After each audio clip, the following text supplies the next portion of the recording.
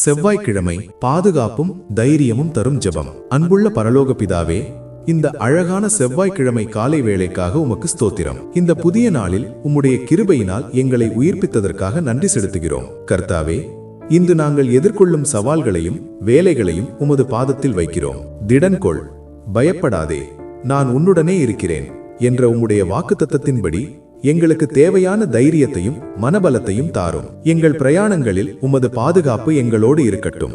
விபத்துகளுக்கும் பொல்லாப்புகளுக்கும் எங்களை விலக்கி மறைத்துக் கொள்ளும். கர்த்தாவே, என் வாழ்க்கையின் ஒவ்வொரு படியிலும் நீர் என்னை நடத்தும். என் சிந்தனைகளையும் முடிவுகளையும் உமது சித்தத்தின்படி வழிநடத்தும். தவறான பாதைகளில் செல்லாமல் நேரான வழியில் நடக்க ஞானமும் விவேகமும் அருளும். என் முன்னிருக்கும் குழப்பங்களை நீக்கி தெளிவான பாதையை காணச் செய்க.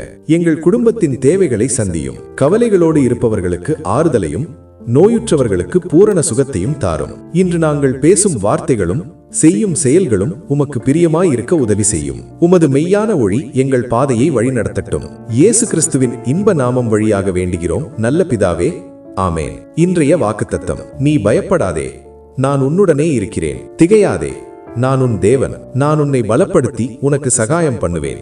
ஏசாயா 41வது அதிகாரம் 10ஆம் வசனம். ஆசீர்வாதமான செவ்வாய்க்கிழமை ஜெபத்தை உங்கள் நண்பர்களுக்கும் உறவினர்களுக்கும் பகிருங்கள். பயத்தோடு இருப்பவர்களுக்கு இந்த இறை வார்த்தை ஒரு தைரியமாக அமையட்டும். மறக்காமல் டெய்லி தமிழ் பிரேயர் பக்கத்தை ஃபாலோ பண்ணுங்க.